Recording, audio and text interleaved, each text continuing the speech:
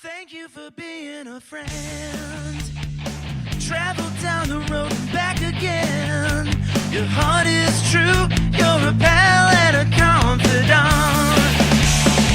And if you threw a party and invited everyone that you knew, you would see the biggest gift would be from me, and the card attached would say thank you for being a friend.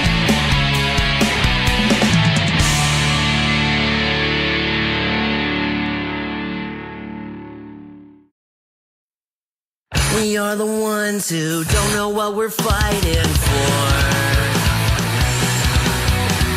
Give us a gun and send us all off to war. We are the ones who grow up in violent homes. We are the ones who don't know what's right or wrong. I know. We are the ones who were born into war. We are the ones who just don't give a fuck no more. No more. We are the ones who don't know why we're losing score. Give them a badge so they could send us to the morgue. Yeah, we are the ones who are scared to walk out the door. We are the ones who don't know what we're dying for. I know. We are the ones who are born into war. We are the ones who just don't give a fuck now. We are the ones who are born into war. We are the ones who just don't give a fuck no more. No. Get off his fucking neck. Let me shoot you.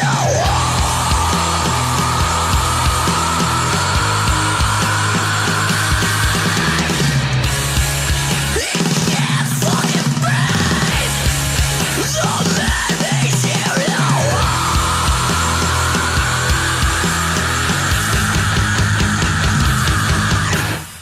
We are the ones who are born into war. We are the ones who just don't give a fuck now. We are the ones who are born into war.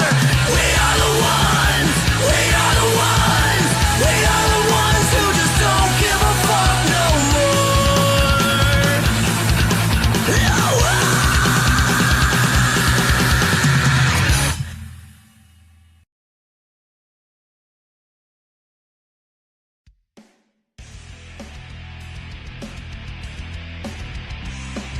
Welcome, ladies and gentlemen, to the latest episode of I'm No Joe, your home for all things combat sports and the place where every armchair quarterback can feel like Ben Bronco. The views and opinions presented on the I'm No Joe channel belong solely to the person expressing them, no one else. If we say it, that means we meant it. That being said, this show does contain adult themes, adult content, and general shit that you shouldn't be letting your kids intake. Be advised, viewer discretion is recommended. Proceed at your own risk.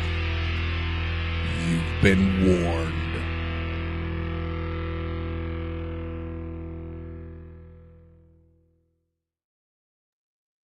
If it's Thursday,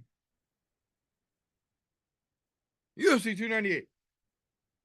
Ladies and gentlemen, boys and girls, children of appropriate ages, you are tuned into the latest episode of the I'm No Joe podcast, a show where every armchair quarterback can feel like an old Volk. Today, as like most days, I have got a glorious panel here with me to break down the shit talk and the shenanigans, the fight announcements, and the fuckery that has fallen through the MMA pipeline since we saw you wonderful folks last. Before we get into all the fun, though, first and foremost, gentlemen, how the hell you doing? Well, known from the start up before we got live, me and TJ are pretty fucking tired, but I managed to show my ass up even though I fucking made us fucking run a little late. But it's been a good week other than that. I'm excited for the fucking fights if I can keep my ass up Saturday night. Hell yeah. Won't hold it against you. I'm tired too, but I was only like 10 minutes late. It's all good. We have got some interesting fights, to say the least, to talk about. So let's dive right into it. First and foremost, because I keep fucking forgetting, I'm going to remember to do it this week. So we're going to start the show with the combat sports menu for this upcoming weekend. So to start things off, as we have like most weeks, we have a one fight to talk about. This time, though, not an early morning one. They're actually doing this one in civilized people time. This one kicks off at 7 p.m. tomorrow evening on Amazon Prime. This one is Haggerty versus Lobo. This is another true multi-discipline card. 3 MMA fights, 5 Muay Thai fights in 4-ounce fucking gloves, which are spectacular. The majority of the casual fans will recognize most of these names. The hardcores are going to know this top to bottom. Coming up after that, though, starting off Saturday afternoon at noon Central Time, hop over across the pond to the Czech Republic for KSW 91. This is another one of those European organizations that feeds directly into the UFC. Hardcores are going to know quite a few names on this. The average casual is going to know a couple of names on this because there's a few folks that are almost there or have been there and are trying to get back. So you'll recognize a couple on there. And that brings us to what the weekend and our show will finish up with. UFC 298 early prelim kicking off at 5 p.m. Central Standard Time on Saturday. We were misinformed and thought that they started early, and we were all under a bit of a panic. Now we are glad to know that the early prelims for UFC 298 kick off at 5 p.m. Central Time. So those folks that were worried it was going early, you can breathe a sigh of relief. That being said, we will jump right into the news in recent events, fight announcements, confirmations, rumors that have been confirmed or denied, things of that nature. Relevant news for you folks, in my opinion, here. So we'll start right off at the top. One that affects what we're talking about this evening. The reason that 298 is down to a 12 fight card from a 13 fight card. We learned this week that Trayshawn Gore was injured and they were not even going to try to find a replacement for AJ Dobson. They are hoping to rebook that fight later on down the road. So they just nixed it right off of 298. We're now down to a 12 fight card for 298. That's not a bad number. That should make for a fairly fluid moving pay-per-view. Fingers crossed. We'll talk more about that later. Then couple weeks from now, March 2nd, UFC Vegas 87. We got a pair of interesting announcements here. The first one, the long-awaited return of the prodigal son himself, Umar Nurmagomedov, is finally stepping back into the octagon, and ironically, they're giving him a new guy. They're literally going to have him welcoming a debut fighter in Bekzat Almakhan, I believe is how he pronounces his name. Anyone who's been paying attention to Umar's story for any amount of time knows that this is kind of a ridiculous matchup, and they're very much lobbing him a softball to kick the can down the road before they actually let him get into serious contention, but that's only a matter of time. So I expect Umar to stunt on this poor gentleman's debut in a couple of weeks. But the bigger in terms of implication news anyway, of the two announcements was the main event for the March 2nd UFC Vegas 87 card, and that is going to be the form of Jairzinho Biggie Boy Rosenstruik versus Shamil Gaziev. Not the most entertaining fight, not even sure how honestly it got main event option. That card overall is definitely clearly hurting, and they are trying to do something with it since it's not going to be in Saudi Arabia anymore. I don't know that this was the move, but it's a move. I'll give them that credit. That being said, the following week, UFC 299 down in Miami got an interesting addition to it yesterday. Felipe Lenz stepping into the cage, taking on Ian Cutelaba. Not necessarily the biggest name fight, biggest implication fight, but stylistically could be very interesting.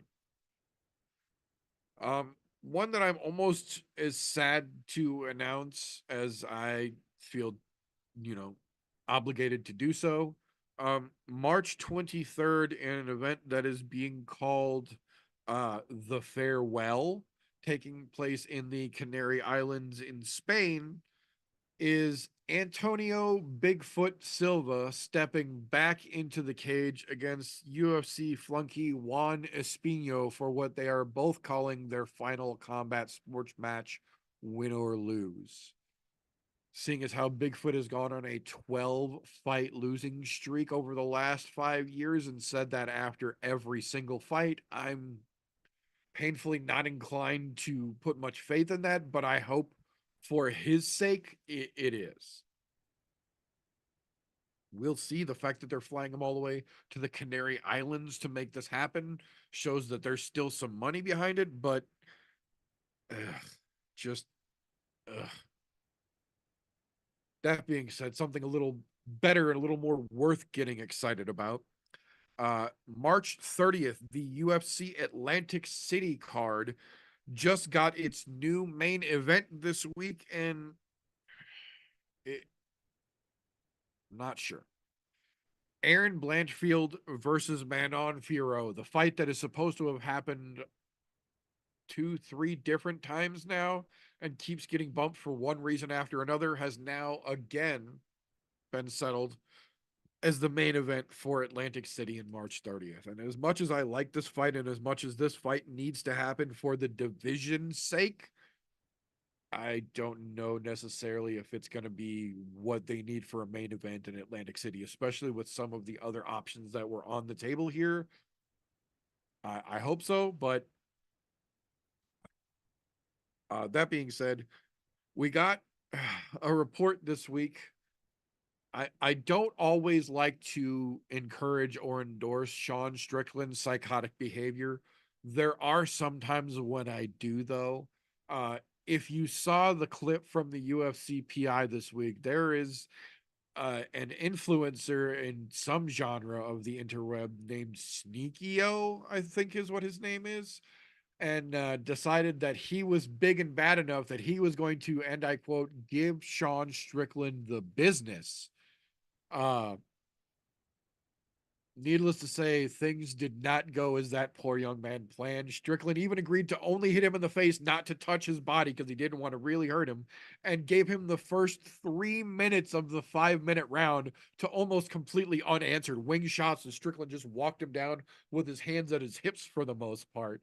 That 2-minute time up, though, and needless to say, they didn't make it to the bell before Forrest had to literally come running across the cage to stop Strickland from leveling this poor skinny little fuck who realized way too late he was way out of his fucking element. Apparently part of that shenanigan setup was in an attempt or in the nature of trying to confirm what had been bouncing around on social media over the last couple of weeks, which was Strickland wants to take Jake Paul. He wants to just do horrible things to that young man, and I want to see that happen.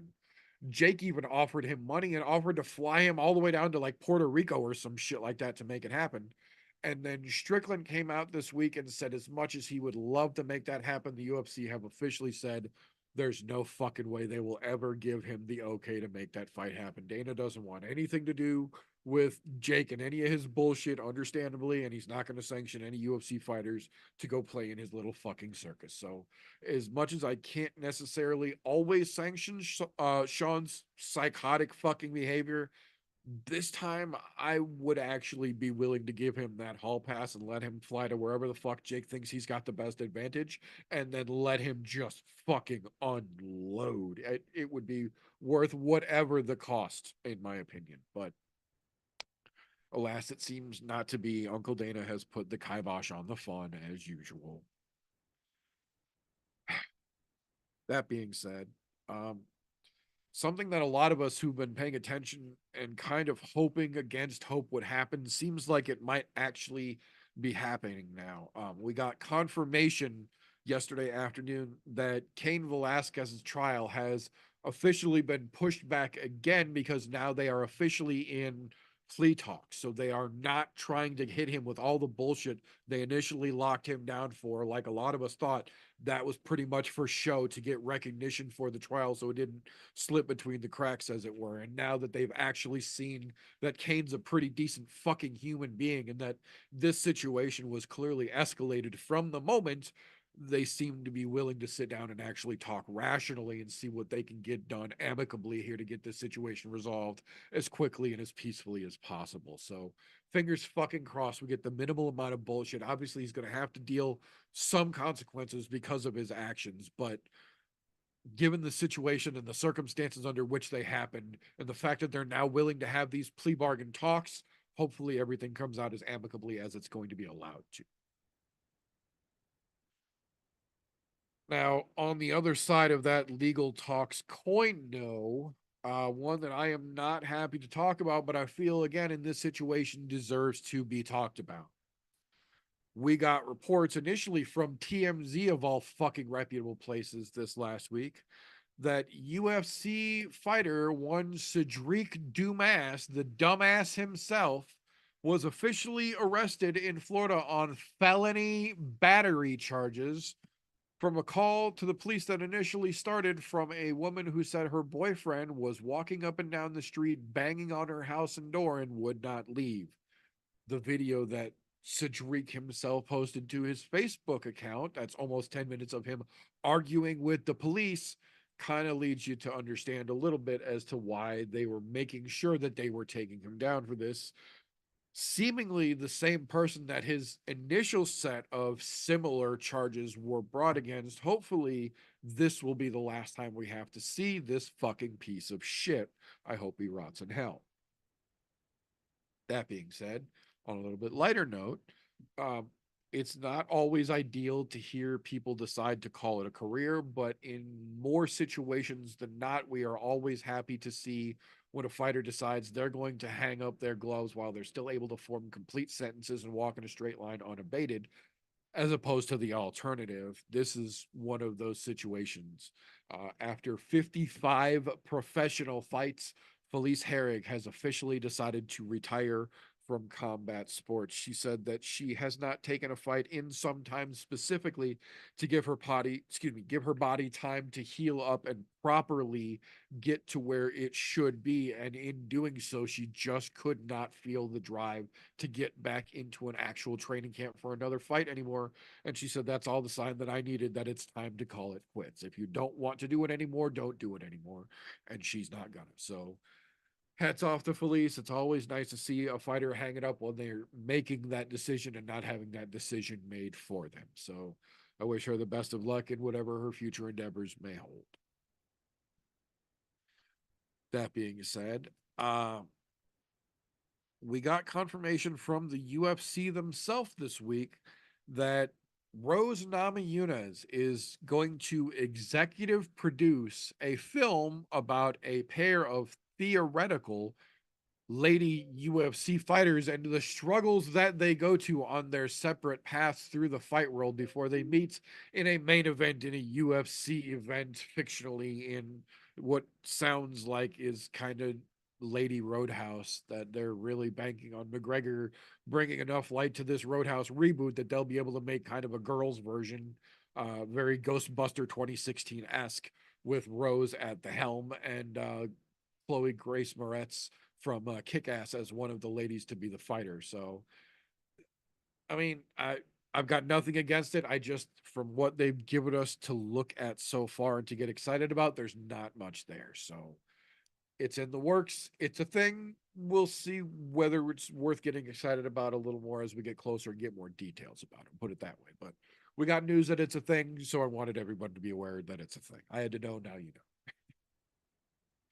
know. On a less happy side of things, though, the last thing that I do have for the new segment this week, Invicta and LFA veteran Ashley Nichols was found dead this week at 37 years old. The official cause of death was not released, but many close to her have confirmed that she unfortunately took her own life. So our thoughts obviously go out to Ashley's family and friends who were affected by this. And it's not that I ever think of it as a good time, but this is as much of an important time as ever to remind you that you are loved. Help is available. Reach out. That being said, shitty as it is, we're going to try to move on.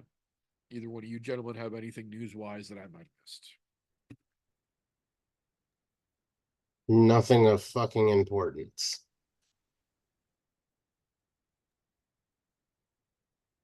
Well, I got one thing, just because you touched on the Atlantic City card.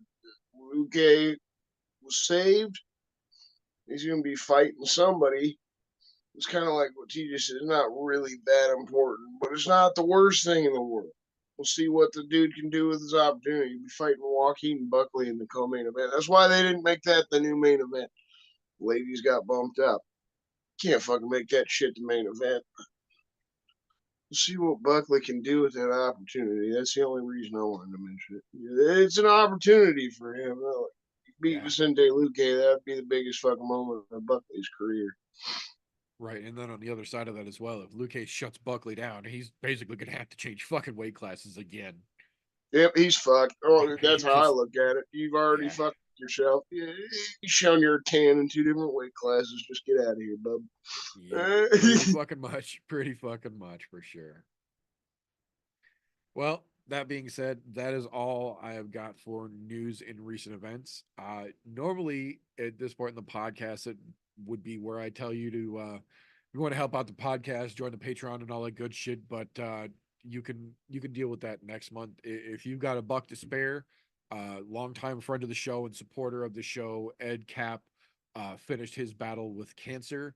And we're trying to help his family take care of his final expenses. They are so fucking close to their goal. If you've got $1, please throw it their way. If you don't have $1, help share the GoFundMe. The link is down in the description. Please help us put him to rest and help their family through these difficult times. That being said, if you've been watching combat sports as long as some of us have, almost inadvertently, you learn what you like to watch, when it comes on, how to watch it, and you almost develop a set of theoretical blinders, as it were, and you start to lose the forest for the tree as it goes. Luckily for us here on the show, though, we have ourselves a bona fide young person, barely, even though it was just his birthday, so he's barely a young person, but he's still there. And he gets out there and just ever so delicately fingers the pulse of the MMA world for us and helps keep us abreast of all the names to know before they are names to know, and a little thing that we like to call slow scans and contenders. Appreciate you, brother. So, let's start out like a good boy, do my chores. I was late to the show. I'm going to take out the trash. This week's cans, to start with Andrea Lee, man. You gotta throw her ass in the can. She has the finishing potential, I guess, right? She's got a good bit of finishes in her career. Majority of them grappling finishes, the submissions. But 35 years old, 5 and 6 in the UFC. I also have this fight as just kind of a weird what the fuck fight. Miranda Maverick has shown that she's still kind of a contender and a prospect to me, so I'll flip the coin there. Miranda Maverick's one of my contenders before I get to the full segment there.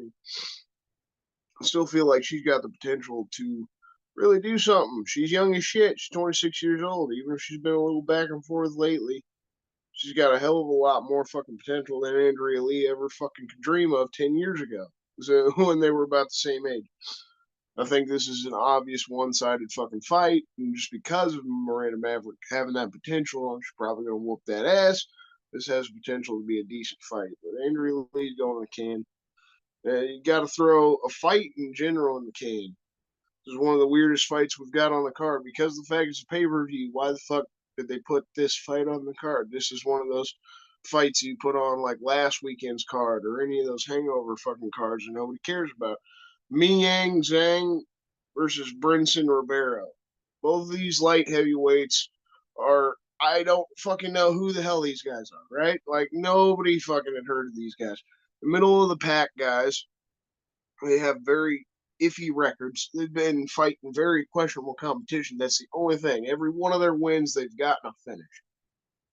So that's why they pick these guys up. All the finishing potential, and they are really desperate for light heavyweights and heavyweights right now because those divisions fucking stink. But it's still just a weird fucking placement. I'm throwing this fight in the can because honestly, it's more likely than not going to be that fucking interesting, even if those dudes have finished every one of their fights. I got Marcus Rogerio de Lima in the can as well. The dude's 38 years old. He's always been back and forth in his career. Just we don't need that in the heavyweight division anymore. The old guys need to take the step down. We need to get some fresh young guys in the heavyweight division, especially. We need some fucking excitement back in that shit. A bunch of big fucking dudes that are all about knocking each other the fuck out, liven shit back up.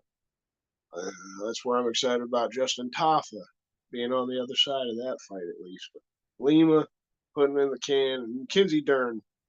I think Mackenzie Dern's shown us what she's worth as well at this point. And it's just going to get proven again this week. Cool that you saved a fight. Cool that Lemos gets a little warm up. But I mean, we had an actual good fight with Tatiana Suarez and Amanda Lemos. Sucks that Tatiana got hurt again. Had to pull out. Mackenzie Dern's still going to show what she's fucking worth this weekend. For the contenders, yeah, I've got a couple fights because both of these situations, the guy coming out on top is working his way up considerably. You got the Gary versus Neal fight as a contender fight. I do not like Ian Gary whatsoever. I'm not a huge fan of Jeff Neal either. But both of the guys are good strikers, good boxers. This has the potential to be a good fight. You know, could be a fight of the night situation. You get it fucking to last the distance, and there's a good back and forth between them. But whoever comes out on top is working their way up in the division. And then also a middleweight fight, Kopylov versus Alexander Hernandez. It's another situation. This fight could be extremely exciting. Could be a banger of a fight. And whoever wins should definitely work their fucking way up in that middleweight division. Get a ranking on them. Fucking get a ranked opponent for the next fight. Justin Tafa. He's a contender I got. Also got Merab. I already touched on Miranda Maverick. Got Rinya Nakamura. Touched on that kid before. Undefeated. He used to be a wrestler. Won championships in wrestling. U23 champion in wrestling and shit. Father had a startup in Pride and Shoto out in Japan. So the kid's a fucking huge star in Japan already. He's also got that striking ability. Since he started MMA, the majority of his finishes come by knockout. Excited about this kid. Excited to see what he does again this weekend. And I got Danny Barlow to finish it off. This is the other contender I'm really excited to see about this weekend. Fighting Josh Quinlan, the jackass. I already got a pop for performance-enhancing drugs coming out the gate. Got a no contest on his contender series fight that he got the knockout on because of popping hot. The UFC still kept this guy around. In his last fight, he just lost a decision to Trey Waters. Danny Barlow's knocking people out with his fucking left hand, and the dude is actually right-handed. That's why he fucking nicknamed himself Left-Handed God. Not to mention that, he's a Southern country boy. I like rooting for the country boys. He's got a good little fucking cocky personality. Excited to see what the dude does with his fucking debut. I'd love to hear what you boys got. What's your cans of contenders for this fucking second pay-per-view of the year? I can't believe you missed the whole can fight. Out Well, of I gotta all, leave some shit for you guys. I can't sit here talking for a fucking hour, you know. well, that just means you need to talk faster. Then that's your problem. I'm slow for a reason, sir. So can fight both of them. Fuck them both. Oban Elliott, Val Woodburn. Val Woodburn got knocked out by a goddamn wrestler. And I am not throwing shade at the wrestler that knocked him out by any means, because Bo Nickel deserves all the shine he's fucking getting and then some. In fact, I think they're kind of slow rolling him a little too much, but that's my own thoughts. But that fight, fucking useless. Should have been on last week's fucking nosebleeder card or the fucking week before that when we're getting these hangover cards. I don't care if it's early prelims or not. Get that shit the fuck out of here. As far as I'm 100% on board with Mackenzie Dern. I still think the only thing she has going for her is fucking jiu-jitsu. If she quits the UFC and goes and does nothing but Brazilian jiu-jitsu, she'll make a lot of fucking money and do very well because that's her wheelhouse. MMA is not her fucking wheelhouse. I hate to say it. As far as contenders are concerned, I'm the side of Roman Kopylov. That dude, he's been showing up, fucking knocking people out left and right. I don't think he's getting the fucking shine that he deserves either. Granted, it's another fucking tough Russian. We seem to be seeing a lot of them lately, but there's an obvious reason for that. They're doing something right. There's something in the water over there, or who knows? But as long as he's keeping his nose out of fucking wartime bullshit, I'm all for it. Then as far as I want to call it because I'm not doing the pit tonight. I'm gonna go ahead and call this as my sleeper possible fight of the night. And I say possible because I don't think it's going to happen, but it's a possibility. I'm going to say Robert Whitaker and Paulo Costa. As much as I hate saying the word Paulo Costa in fight of the night, I have a feeling that those two are just going to fucking throw bombs at each other. And at middleweight, that's fun to watch people throw bombs because that's all those two idiots know how to do. So it has the potential to be a hell of a banger. I definitely agree with that shit. I didn't fully fucking throw out the Oban Elliott as Ken. I guess I'm soft on him. Like the kid's story. Don't think he's a contender or anything, but the Val Woodburn too. I guess he kind of we knew what was happening with that. His debut, getting Well, Bo Nichols. Val was supposed to be the knockout artist that was going to knock out the wrestler. Not much of a knockout artist when I you didn't sleep. fucking believe in that for a goddamn second, But I'm just saying. I'm soft. I'm glad the His UFC lead did up to right the by him and gave him UFC a second was nothing but opportunity. knockouts.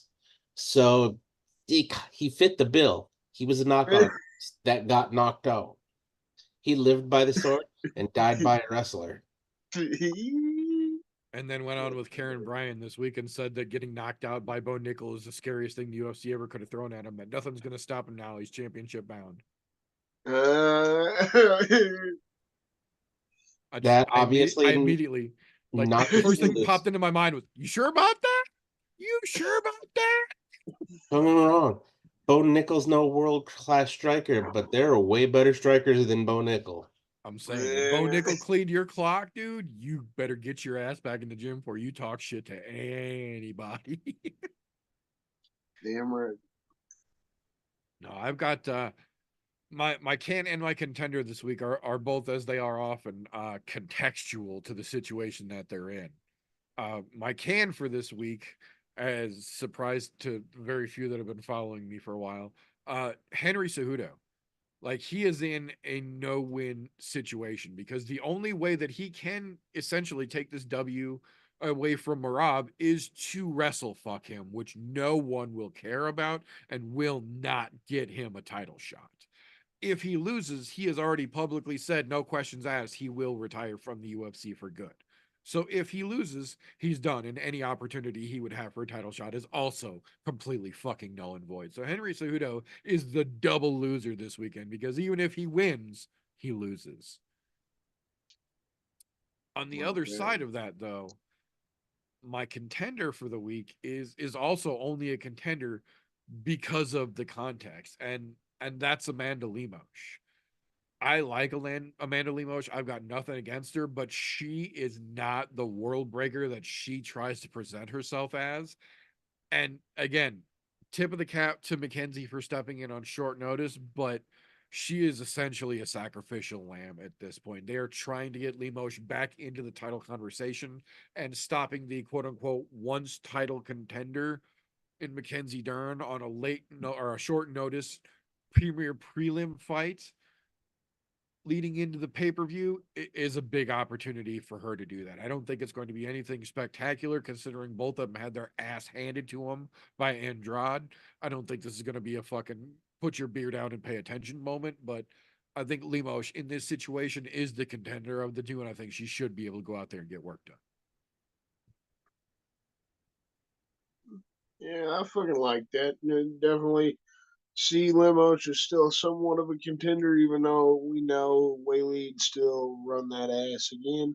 But fucking for sure, more of a fucking contender than any of the damn ladies. Just Miranda Maverick contender for me. She's still young as shit. She still has a lot of time to turn her ass around. I definitely fucking like what both of you guys threw out there. We'll see what they can do, man.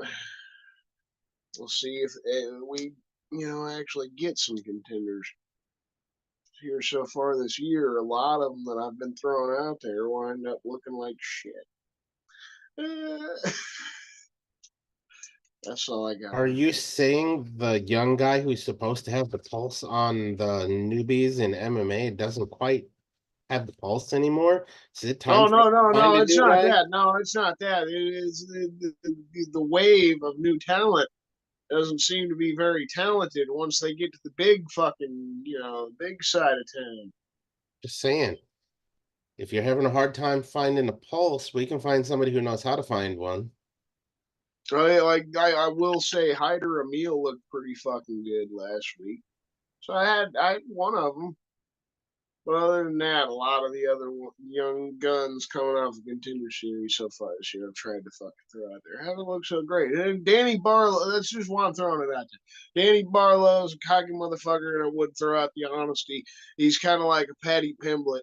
He's that like get or get got dude where once he gets into the fight, he'll keep his fucking hands down a lot. And Quinlan does have that power, so he gets knocked out by Josh Quinlan. Yeah, I'm looking like a fucking dumbass this week again.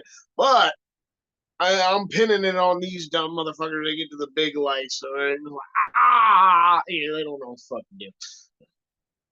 Not me losing my fucking pulse. I'm trying to give some inkling of a positive light at these dumb motherfuckers trying to step their way in the UFC. Not making it easy this year. That's all I can say. Much appreciated, sir. So that will bring us to the only segment of the show that requires its own individual disclaimer.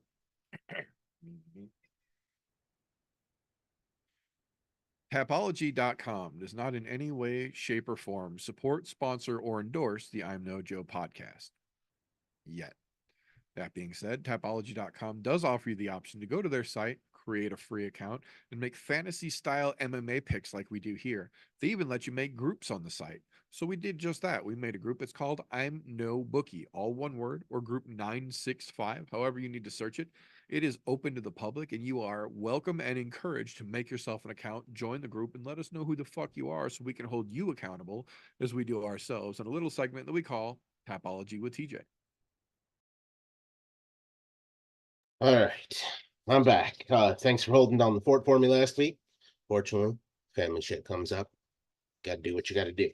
Anyhow, so jumping right into it. Like you said, if you haven't joined the group, now's the fucking time. You missed out on being able to hop into our Grand Prix as that started last week. But that doesn't mean you can't fucking win a couple in between and get in on our next one. Join the group. I'm No Bookie 965 over on Tapology. Let us know who you are. So we're gonna jump right into it here. Going into last week, which I'm glad I fucking missed because hanging out with friends, decided to completely not watch it, which by the sounds of it was not a bad miss. But to start out with here, we're gonna go straight to the top of the pile. Apparently, somebody knew the Grand Prix was fucking starting and finally decided to pull a fucking rabbit out of their ass. That's right, I said ass, not hat, out of their ass, because you know it's the only place that lucky foot ever sticks. But Meter getting it done. Fucking 580 points, 8 of 14 correct. Also, while I'm talking about this, other than just getting the lucky rabbit foot, everybody in the group fucking better than 50%. So 50% or better. And what's great is everybody had either 7 or 8 correct. It all came down to manage to call the right rounds, the right fucking perfects. That's the only difference in what caused a win versus not the win. Excuse me, I said fucking 8 of 11 or 8 of 14 correct. I meant 10 of 14 correct. My apologies. Fucking talking out of my ass. Apparently the rabbit foot got yanked out of mine and fucking shoved into his. Well, and technically it was only 13 fights because that first fight ended in a dick kit, so nobody got credit for it. Yeah, that's true. So, you know, I guess then in that case, everybody's north of 500 in that case. And then, to the surprise of no one, Donna coming in that second fucking spot. She's always towards the top or fucking in second. Somehow we need to band together as a group to make sure she does not win the Q1 Grand Prix. Quarter No one team Grand vibe Prix. picks. No team vibe picks. Use your brain. That's right.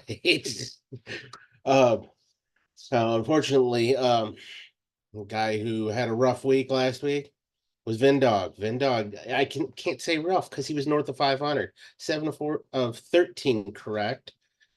It just happened to be that everybody did that fucking good last week that even when you're having a good fucking week of picks, you can still end up in that shit spot and trip over your dick. It's weird to trip over your dick when you're doing so well, but you know, 1 point drill sergeant standing at attention. Next time, you know, he's pointing towards the fucking floor and you're flipping all over it. It happens. Now, with all of that being said, that makes this very easy for this week at least to let you know where everybody is as far as the Grand Prix is concerned. In the first spot, to no one's surprise, the guy who wins this week, Meter. Donna right behind him, Christian just behind him, and just behind him is me, Don, and fucking Vindog pulling up the bottom of the pack there. But it's early in the Grand Prix. We are going up till UFC 300. So we got quite a few weeks of this left, and those scoreboards are going to change throughout the weeks here. So stay tuned. I'm just saying, I've won the last couple of them. So even if you start in the middle of the pack, you can end up at the front, and that's how that works. But we'll keep you up to date on those as they go. Now, moving into this week, there are some craziness. Well, there is a craziness in the fight odds this week. I will say a. For the most part, most of the fights are pick'ems. And by pick'ems, I mean they're 50-50 according to the Vegas odds. I'm looking at BetMGM specifically here. I'll point out a couple of notables, including the main and co-main here, but one of the notables where there is a fairly fucking wide odds, which is crazy because it's the one I said is an absolute fucking trash fucking fight. Oban Elliott and Val Woodburn. Oban Elliott coming in as a minus 300 favorite over a fucking KO King in Val Woodburn coming in as a plus 250 underdog, which you get knocked out by a wrestler. I would think your odds would be a little wider than that, but hey, I'm not a bookie, so I don't get to fucking tell everybody what I think there. As far as that's in turn, that's one of the notables. Your main event in Alex Volkanovski and Alexander Topuria. Yeah, Topuria coming in as a plus 105 underdog to a minus 125 favorite, and Alexander Volkanovski, basically a coin flip, like I said. Your co-main event in Paulo Costa and Robert Whitaker. They've got Oh, the Reaper Whitaker coming in as a minus 250 favorite over a plus 200 Paulo Costa. Pretty close to a coin flip, a little wider odds. And then let's talk about the Cejudo and Merab here. We got Merab coming in as only a minus 210 favorite over Henry Cejudo and a plus 175, which again, that's basically a coin flip. That also goes the same for the Jeff Neal, Ian Machado Gary fight.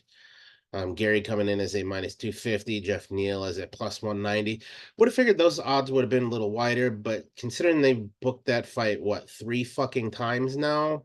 And it's finally come to fruition, barring nothing happens in the next 48 hours. But that is what it is. And then the one that is worth mentioning today, this is the one where if you're crazy and you want to lose some money, you bet on the underdog. That's going to be Carlos Vera, Rinya Nakamura. They have Nakamura coming in as a minus 1,400 favorite over a plus 775 underdog in Carlos Vera. Fucking craziness. Like I said, if you feel like you want to lose some money this week, you bet the underdog. $100 brings you fucking 775. But chances are you're gonna lose that fucking $100 real fucking quick. Nakamura, he's on a different level. People in the US just don't see it yet. We've seen him already, and if you look back, as Christian said, he's got a great wrestling background, and you don't see that a lot of the fucking Japanese fighters so often. So that's a dude to be reckoned with. There's some shit going on there. But no, that is your widest odds on the entire card, and those are the widest odds I think we've seen in probably 3 or 4 months. Just fucking amazing that we finally have something crazy to talk about. So like I said, everything else on the card pretty much coin flips. Even the late replacement in McKenzie, Dern, and Lemos is a fucking coin flip, which is weird when you get late replacements that are coin flips. But hey, that's Vegas for you lately. But like I said at the beginning of all this, if you haven't joined the Tapology group, please join us. It's a good time. Let us know who you are. We'll pat you on the back when you do well, tell you you've got a rabbit foot up your ass. And when you trip over your dick or your vagina or whatever, we're going to fucking let you know too. I mean, you get trashed just as much as you get your fucking back patted. That's how this works here. It's all in good fun. Doesn't cost a dime to join us. All it does. I'm no bookie or Group 965 on Tapology. Let us know. Get in. Have some fun with us. Who knows? Maybe I'll be talking about you next weekend. Thank you very much, sir. Much appreciated. That being said, that comes the time where if you're watching us on YouTube, you already know what's going down. But if you're just listening, you don't get the benefit of the visual cue to know that this is the point in the show where things get a little less friendly and a little more fierce, where things get a little less haha and a little more fuck you. This is the point where we bring things down and we make it a one-on-one competition in a little thing that we like to call the pit. Now, it might not be the best of cards, but it's what we've got to work with for the birthday boy here. Barely still a young fella, but still a young fella. So we're going to throw him in the fucking pit this week, and I'm going to do my damnedest to give him a birthday spanking or 5. But since I'm such a generous man, since it is your birthday present pit edition, I will let you decide if you want to go first or second. You'll get to make all decisions for this edition of the pit, Christian.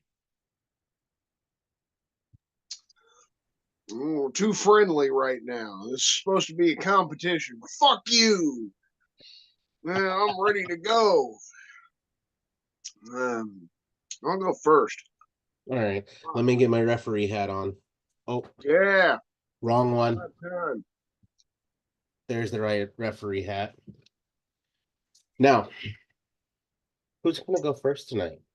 You're I gonna, just said I'm going first. you're gonna take the first shot at this. All Yeah, right. I'm ready to go. Let's get it.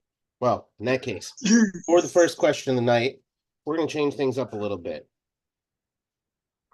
What I want to know for the first question of the night is of all the fights that are on the card, which one does not belong on this card? Which fight could you just have fucking removed and be happy, and why? Well, I fucking touched on it a little bit in my fucking segment. This weird ass light heavyweight fight. Miang Zhang versus Brinson Ribeiro. I don't know what the fuck's going on here. Zhang's got a 16-6 record. Fucking Ribeiro's 15-5. They're middle of the pack fucking dudes. And both of them have finished every one of their wins. It's the only fucking reason they're getting thrown in here. They desperately need something at light heavyweight and heavyweight, like I was saying earlier. But this is horrible. I mean, this is a pay-per-view, right? I know we're still at the start of the year, shit like that. We always know it's a slow fucking build as the year goes on. Once you get in the middle of the year, shit starts to get good, and you just hope it stays tapering off that way the rest of the year. But god damn, what the fuck is this shit? Who are these dudes? I threw them both in the can for a reason. The questionable ass competition is the biggest thing. They finished every one of their fucking fights they've had. What dudes have they fought? Just, even if they're both young and shit, the finishing potential. Just don't know what the fuck this is. It's kind of like the UFC 300 shit. Just what the fuck are they doing? You know, the fact they haven't been able to pull something out of their ass, say anything for a main event, could have just made the Max and Gaethje fight the main event. They always put the foot in the mouth. They don't know what the fuck they're doing. That's it. That makes sense. I'm picking up what you're putting down there. Zing and fucking Ribeiro. I like where your head's at there. So, let's flip the coin on this here over to the other side of the fucking fence, as it were.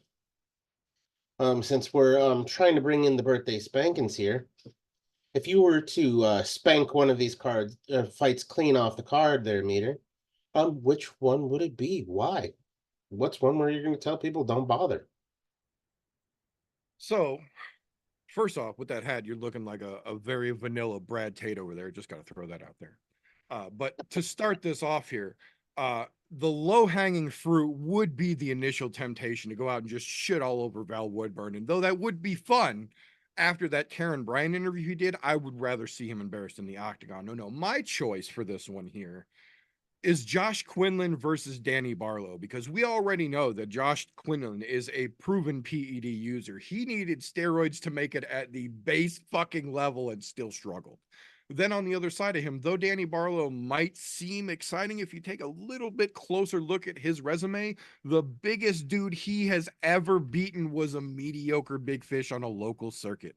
He has never seen anyone with even the vaguest sniff of UFC potential or experience. And though Josh Quinlan is a bona fide cheater, he does have UFC ring time. So this is just going to be, in essence, a redemption clause attempt for Josh Quinlan, whereas Danny Barlow is still coming out with his debut on the line here. Those initial bright lights always shake everybody at least a little bit, no matter how much they say.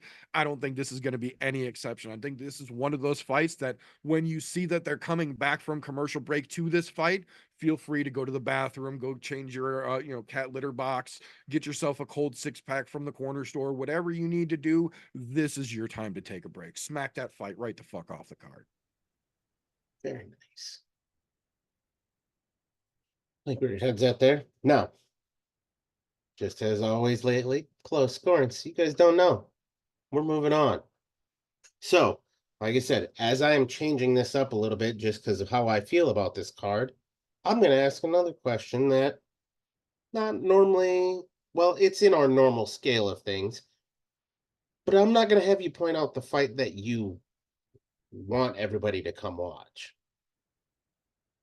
What I want you to do, which fight is the fight that everybody should watch, but is getting too much shine for what it actually is?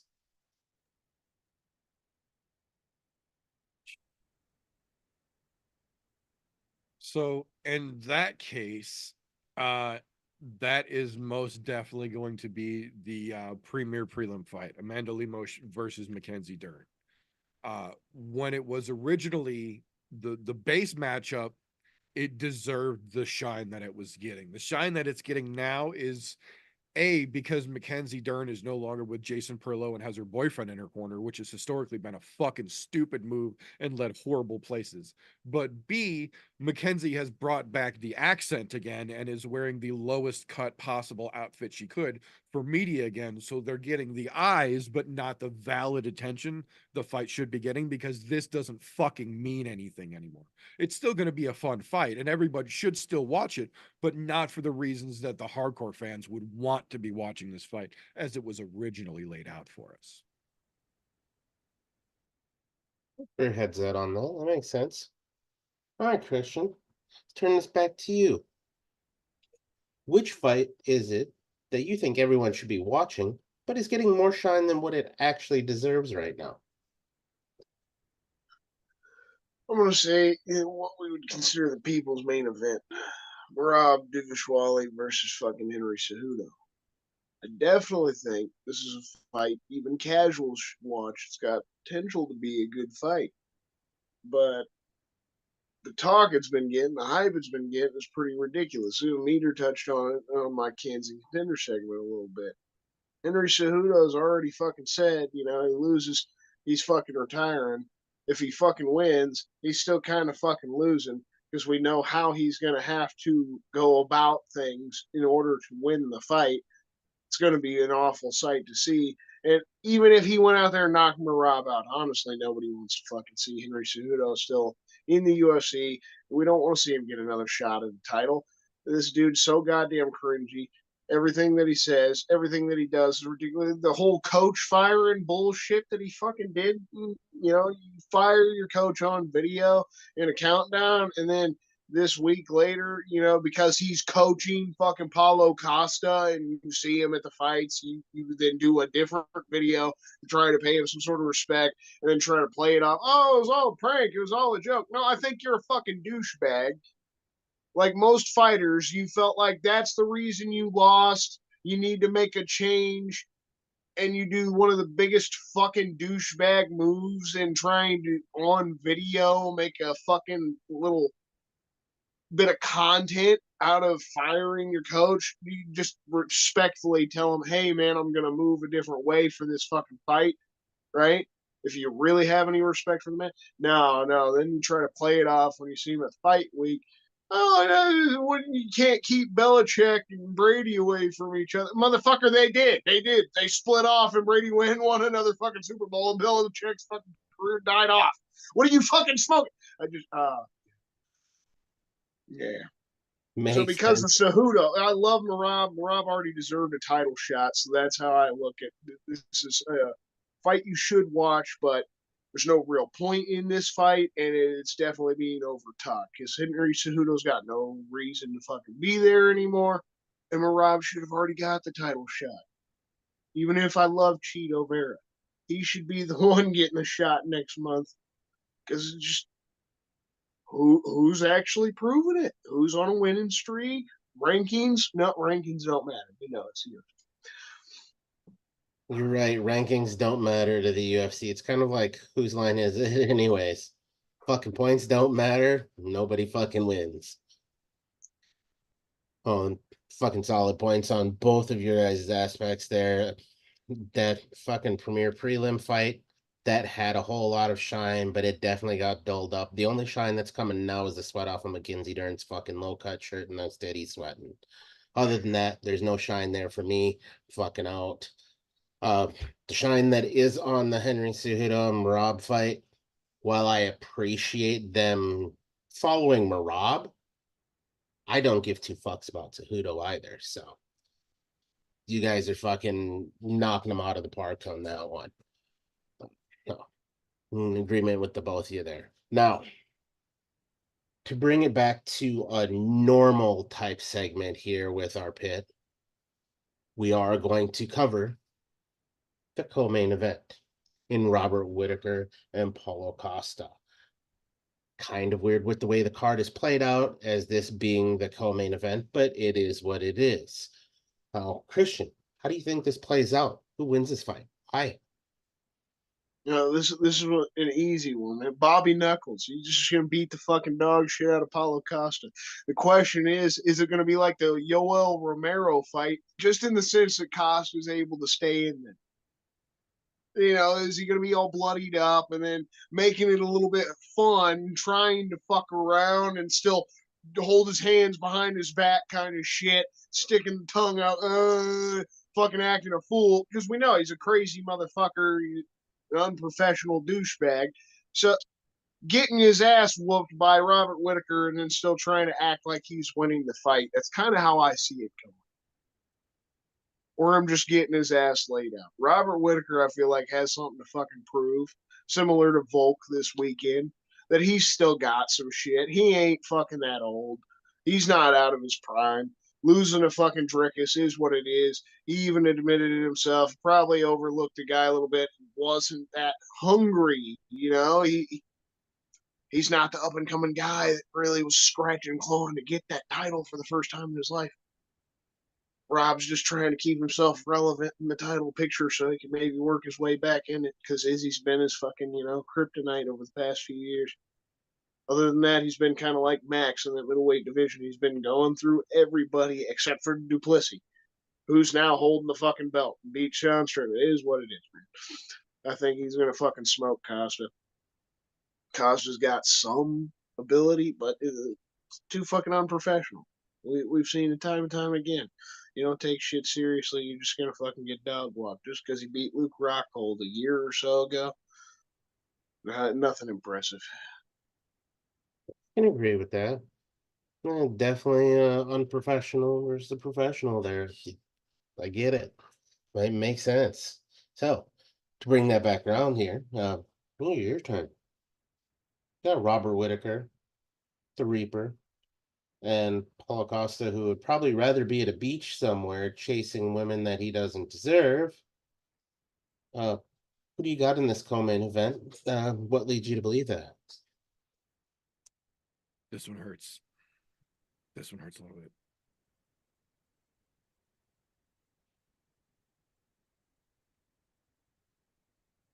I'm not often giving my answers to pander to the popularity.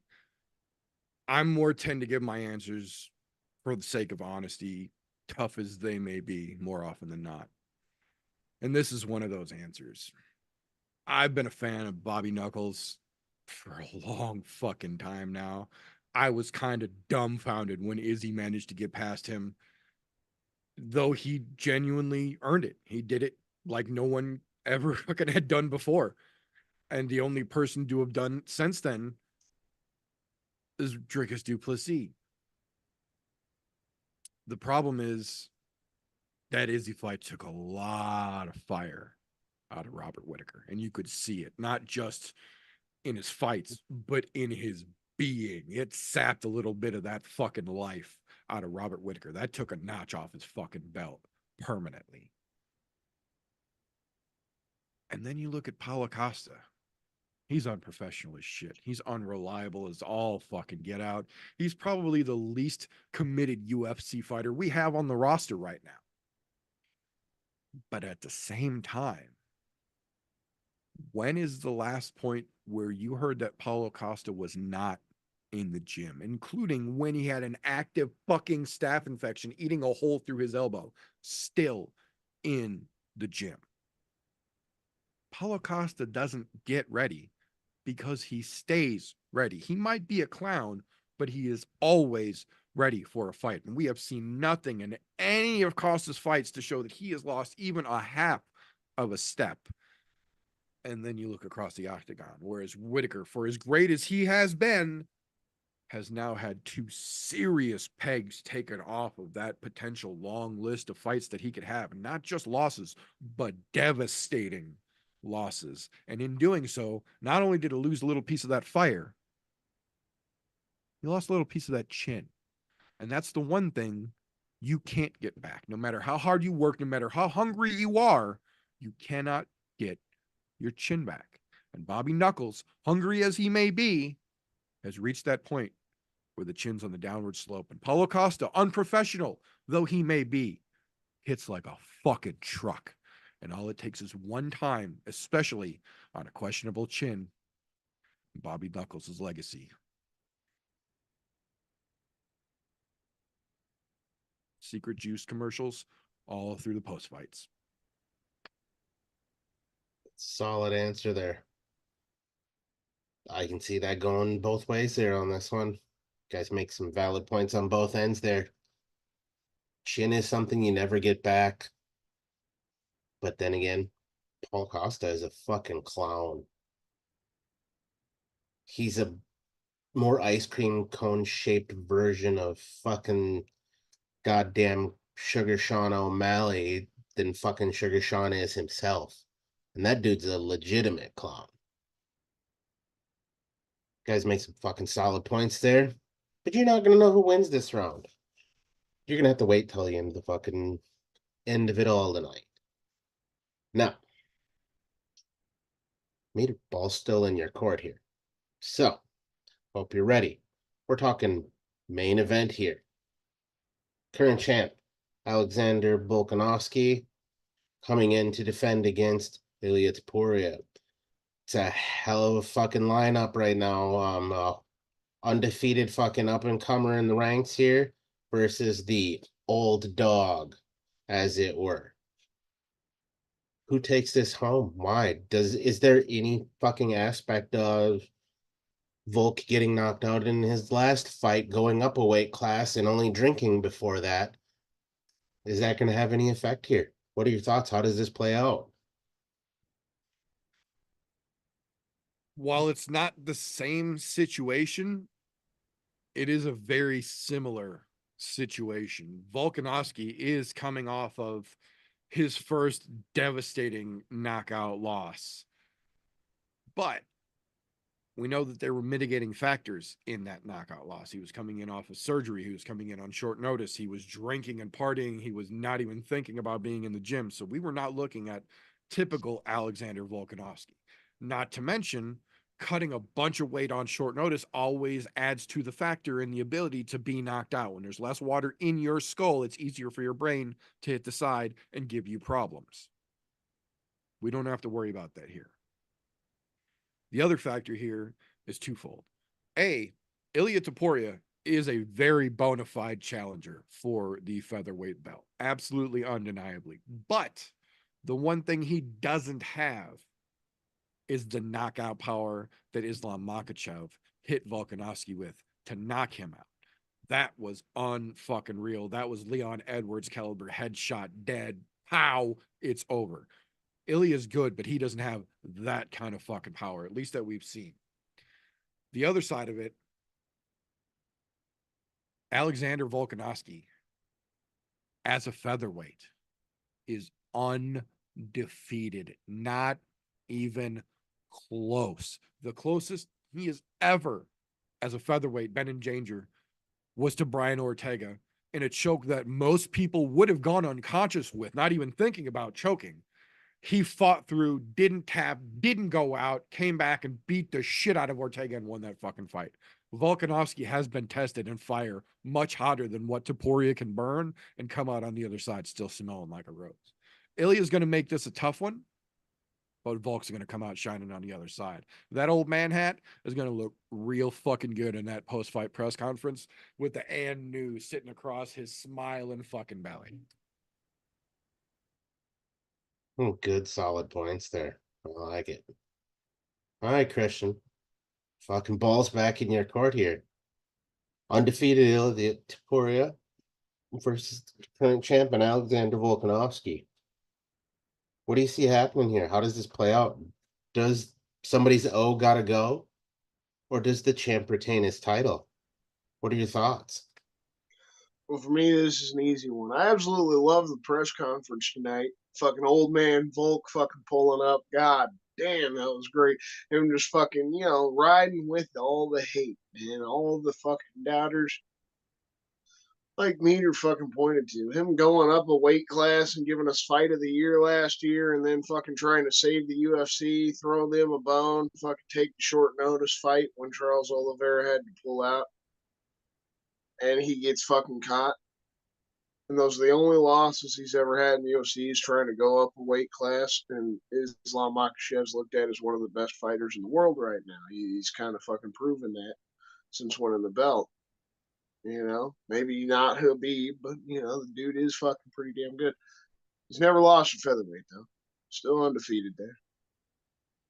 And he's really not that goddamn old. I mean, he's getting to where you would think he's on the other end of his prime because he's 35 years old now. Volk hasn't shown us anything of fucking slowing down. In all honesty, he got caught. That happens. It's fights. There's puncher's chances. But he got kicked in the fucking head.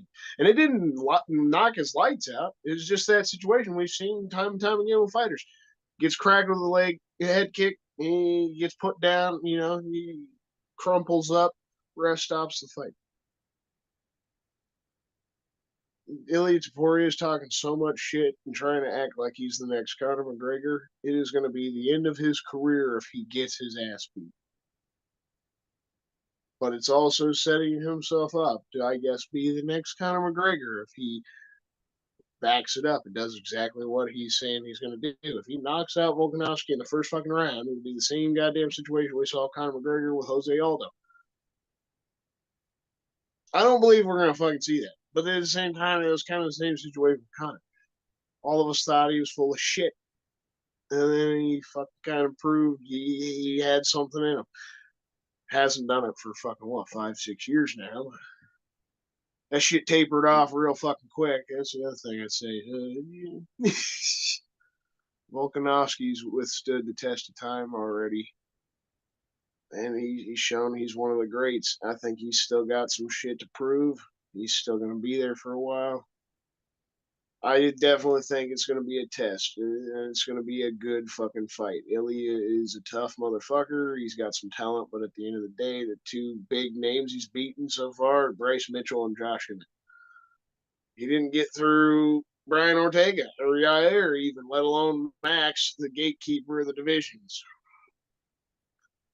Don't know if this dude's really fucking as good as he thinks he is. We'll find out this Saturday, but I think he's going to get humbled big time. You both make some solid points on the cases, both of them there. Look, at that point, I'm trying to be the next Conor. The only problem with that is his star power is not where Conor's was before Conor got the title. Putting on the belt during fucking embedded, that's bad juju. Just to anybody. You don't fucking put something on that you haven't earned yet. Kind of like stealing from the Vatican. You're gonna get caught. Volk, look, yeah, you lost two. But they were two in a weight class above. One of them, I honestly still think he won. He definitely didn't win the last one, though. That was clear as day. But still, Volk, probably one of the greatest fighters of all time right now. As it sits, he took out who we thought was the greatest featherweight of all time and took that crown away from fucking Max Holloway. Still probably not the best boxer in the UFC. I still give that to Max, but you know, it all makes sense with what you guys are saying here. Now, I only need to know one thing for round 5. Because we're not using the post-it notes. I already have something fucking quirked up over here. So, who's gonna go first? Christian or Meter? Birthday boy can decide. I'm going to go second this time. Okay. The same question is going to apply to the both of you. Currently, with where the UFC is sitting, and the fights that we know we have booked already, what right now is the fight that will save UFC 300 and make it worth all of the hype? We already know some fights that aren't going to happen because they've been turned down. What fight do you think they could make that parties will agree to that is supposedly going to get announced on Saturday at the post-fight press conference. What fight do you think that is? That is their saving grace of 300, not just you put a bunch of really good guys on a card, but you didn't give us that wow factor. What's the wow factor that they're going to announce on Saturday? There's only one answer it could be. It's the only fight that can not only single-handedly make UFC 300 as historic as the previous Centennial events have been, save the card, and help stymie the UFC class action lawsuit all at the same fucking time. Brock Lesnar versus Mark Hunt 2. I fucking like it. I fucking like that. All right, Christian, balls in your court. What fight do they pull out of the woodwork to save this card and actually make it that wow factor that you need on a card? Because to be honest, I love the card that UFC 300 is, but it doesn't have the wow factor you expect from that fucking 300th fucking paid-per-view event out of the UFC. What saves it? What gives it that wow factor? Man, there's been shit tons of fucking rumors and all that. I absolutely love what Meter threw out there. That's good shit. I mean, I would love to see that, but in all honesty, I think that bridge has been burned. You know, I don't see Brock really being the one to come back. If they brought somebody from the outside back, yeah, love to see it. But just thinking realistically here, everything that we've heard, Dana White's continued to fucking say some bullshit about it. He's still got 2 more fights to make for this card and to put out for this card. Now we've heard that they're gonna fucking make the announcement Saturday after the pay-per-view.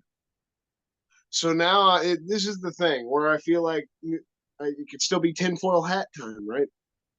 But I believe in it more now than ever before because they're trying to make a big thing and they're trying to save their ass. Probably the safest bet that they could go, but this is the wow moment, right? The 2 fights they're getting, they're splitting the divisions out. I feel like there's more truth to this than conspiracy. To make the 165 just so that Connor can come back. And he's been fucking blowing a smoke screen out there for the past couple of weeks. Said, "Oh, Connor probably won't be fighting until this year. Oh, Connor's got all his businesses. He's got a movie. I want to make sure he's ready to go. He's in a fight camp." From what I know, from what Connor's been posting, he's been begging for a fight for months, saying he's ready for months, and then everything he's been posting, he's been in training, whether he's on his fucking yacht or not. You know, fucking trolling Chandler a couple weeks ago, saying, "Oh, there's a gym on his yacht." You know. It's going to be boring fights, but I think the wow moment is that. Make 165 a new division just so Conor McGregor can fight fucking Chandler and get himself a fucking other belt. That'll be called the real main event. And then what I guess the co-main will be Leon versus Bilal because they didn't have any other fucking way to go. Dricus isn't quite wanting to go just yet. Izzy himself had some injuries he was dealing with. Has needed a little bit extra time. So they couldn't get that fight. Again, if Izzy's not quite ready, why would he try to go up to 205 to fight Alex Pereira for the light heavyweight belt? You know, his arch nemesis when you want to bulk up a little bit. He's tried to go up before, didn't work out for him. All those things, it just doesn't quite make sense. Chimaev's been thrown out there. He's fucking come out saying he doesn't want to fight on Ramadan and visa issues, man. He can't even fucking get into America. So just everything that they've tried to throw out, just it's not there. As much as they've been trying to throw a smoke screen out, this is the wow moment, I think. They were going to make a welterweight 175 instead of 170. You're going to get Leon and Bilal for the 175. And you're going to get Connor and Chandler for 165. And that's all the wow moment is. And we're making a new division just for Conor McGregor. Connor's coming back, and they ain't got shit else. I mean, because it's either that or they make the main event just the 170 Leon and Bilal. which is a giant fucking joke. None of us want to see the fight anyway. I feel like that's how they pull out a wow moment, pulling the rabbit foot out of their ass.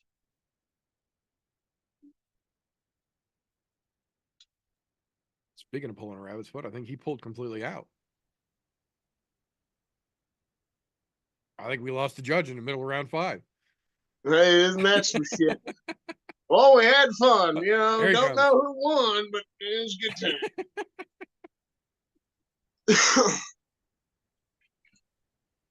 There you go. Looks like he's coming back. We fucking froze. I lost my internet connection at the house, so we're on mobile here. So, you said Connor and who now? Because I got to Connor and Oh, he's going Robo. Oh, shit. Well, the judge is having technical difficulties, but I fucking say Hang on. the wow moment is 2 divisions, right?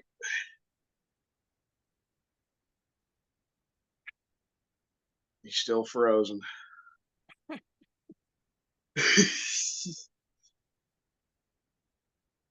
That's all right. For once, it ain't me freezing this time. So Yeah, that's a good thing.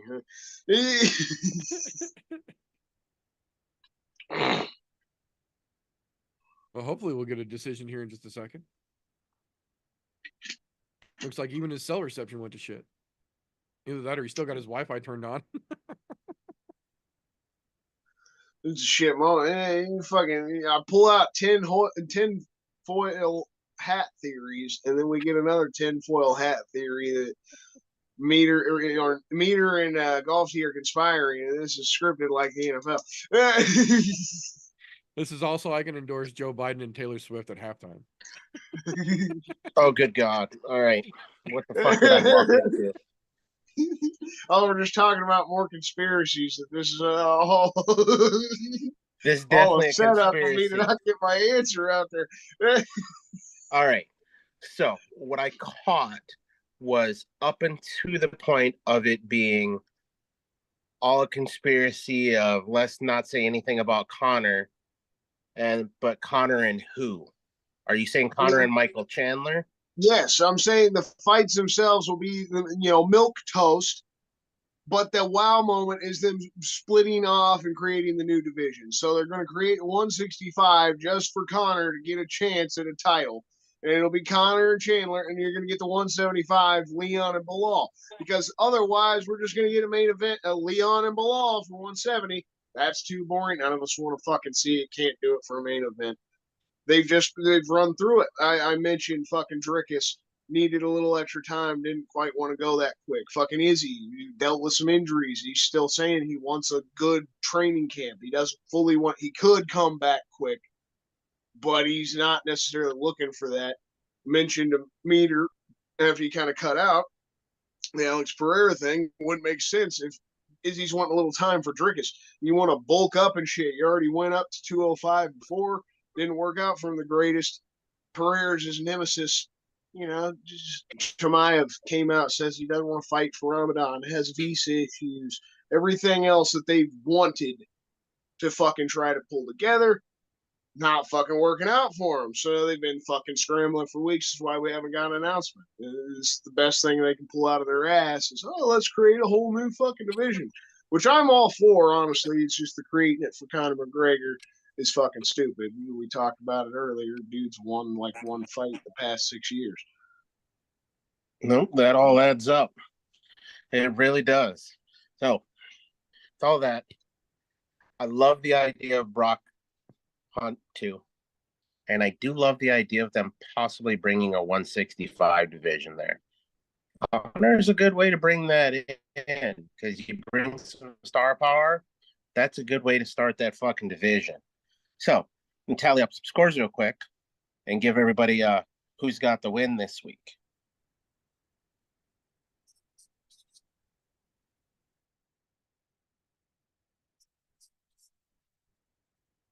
All right. With tallies being up, a drum roll, please. I don't know if anybody's going to be able to read this. being as we're on a small camera here.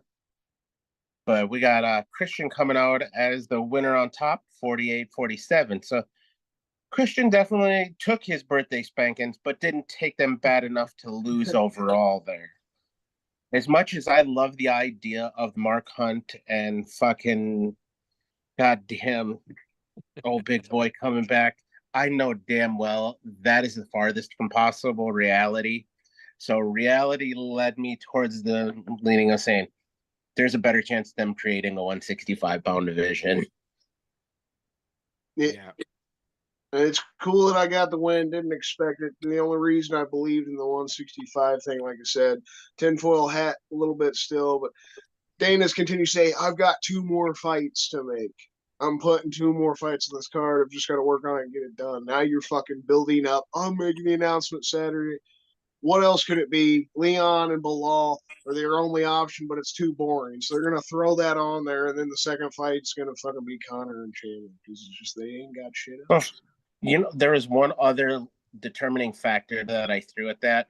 I just read an article the other day that said Mark Hunt has a boxing contract coming up, possible as well. So that kind of throws a wrench in that thing there. But overall, fantastic performance by the both of you. That fucking was a very enjoyable one to fucking ref out. I was ready, like I fucking said, even though I had passed out and was fucking late, I was ready for this one.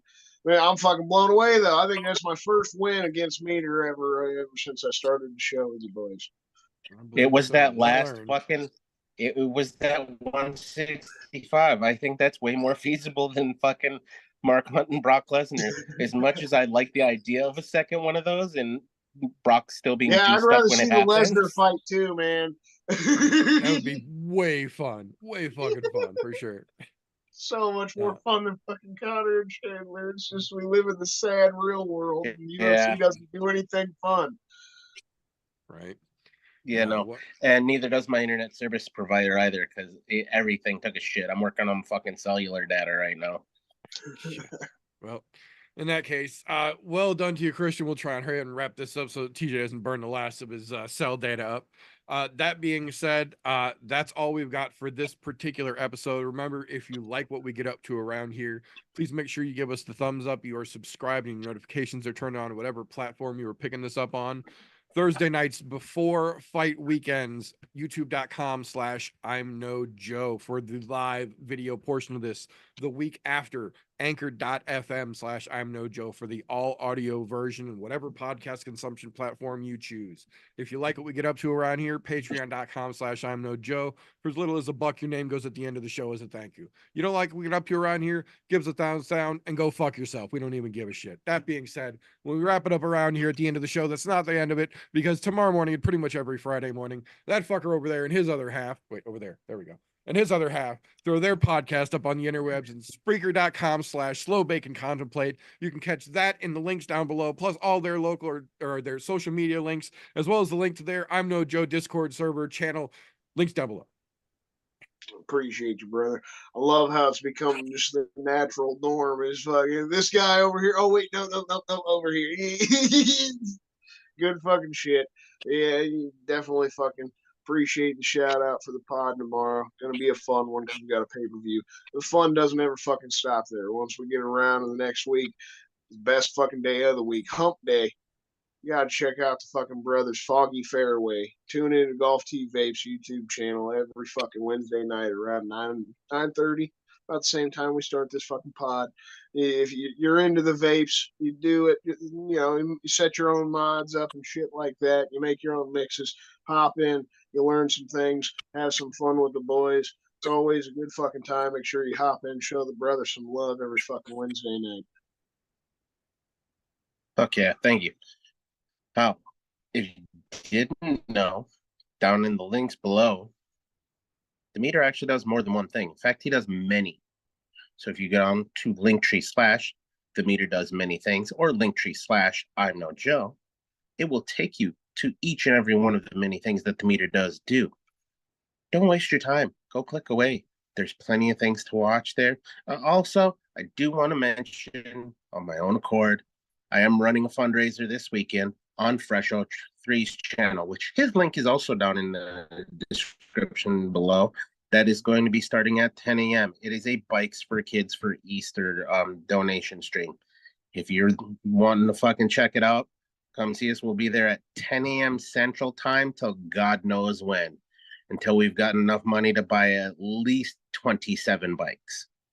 Once we've got that, we might shut it down. We might run longer. We don't know. But it's worth it. But in the meantime, go check out all of Meter's videos. There's a fuck ton of them. Go back and watch some of our old ones here on the I'm No Joe channel. It's worth it.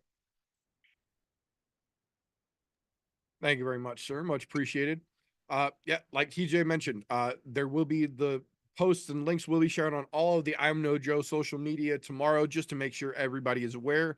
But Saturday before UFC 298, so no worry about missing any of it. We will be going live at 10 a.m. Well, excuse me, they will be going live at 10 a.m. Central Time. I will be there as soon as I can. I don't do that 10 a.m. bullshit, but they will be going live at 10 a.m. Central Time. I will be jumping in as soon as I can. Like he said, we are raising money to help get bikes for children in need for Easter, because if you've ever been a kid, you know Easter is the time that you get your first real taste of summer freedom, and what better way to grasp onto that freedom with both fucking hands and with a brand new bike for a kid who doesn't have another way to get one.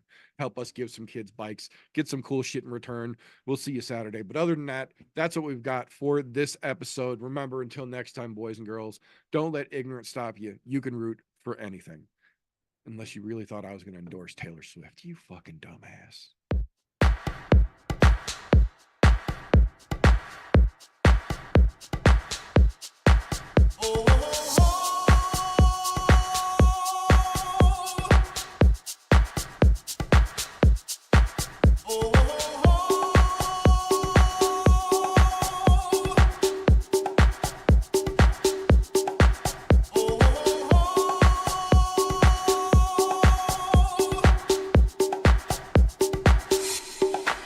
Everybody was kung fu fighting.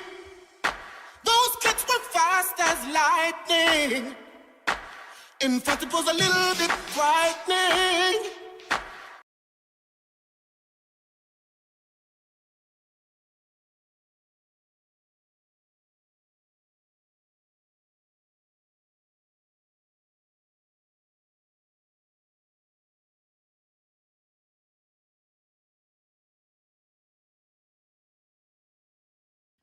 How do I say goodbye to what we had? The good times that made